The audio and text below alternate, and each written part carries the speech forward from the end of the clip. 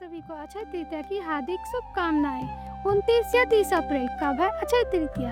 अक्षय तृतीया का दिन परम कल्याणकारी माना जाता है। इसे अक्षय तृतीया 30 अप्रैल को मनाई जाएगी। इस बार इस शुभ दिन पर रोहिणी नक्षत्र का शुभ संयोग बन रहा है।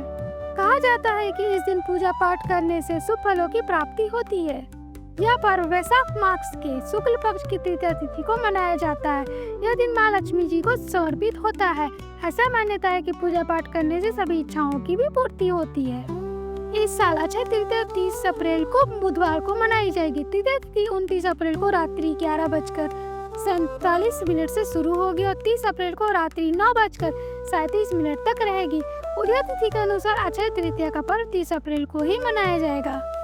अक्षय तृतीया की पूजा मुहूर्त का समय रहेगा सुबह 5:40 से लेकर दोपहर 12:18 तक का होगा।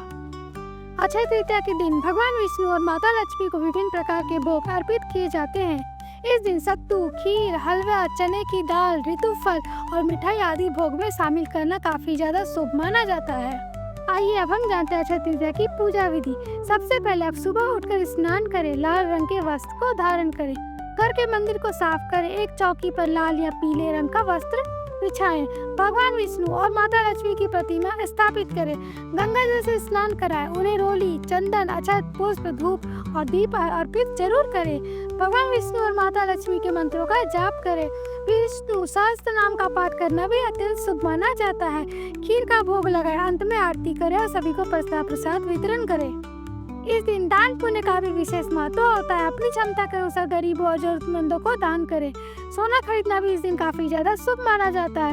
अक्षय तृतीया पर श्रद्धा पूर्वक पूजा और दान करने से जीवन में भौतिक सुखों और समृद्धि की प्राप्ति होती है।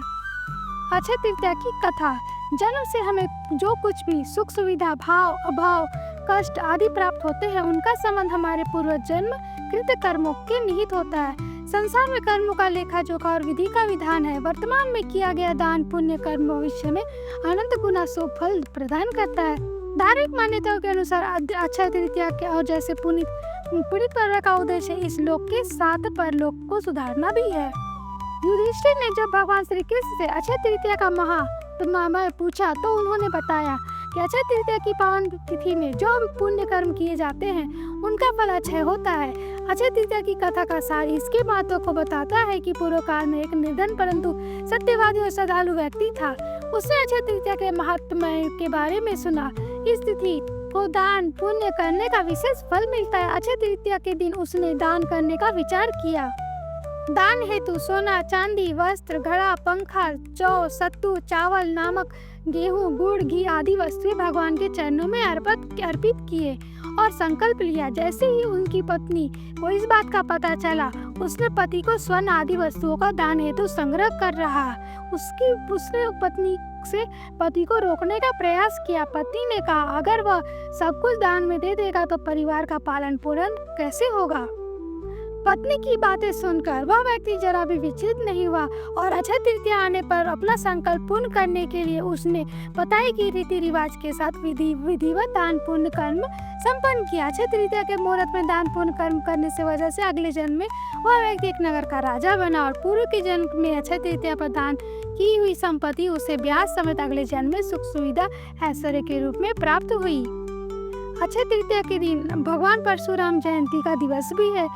इसको युगादि तिथि भी कहा जाता है क्योंकि सतयुग का आरंभ इस दिन ही हुआ था। इस दिन महिलाएं दिशाओं की शांति व प्रसन्नता व अपने परिवार की खुशहाली के लिए दिशाओं की पूजा करती है। अक्षय तृतीया के दिन अपने दुर्गुणों को भगवान के चरणों में सदा के लिए अर्पित कर उनके सद्गुणों का वरदान मांगने की परंपरा भी है। आशा करती हूँ ये सभी जानकारी आपको अच्छी लगी हो। अगर अच्छी लगी हो तो कृपया लाइक और सब्सक्राइब करें। धन्यवाद।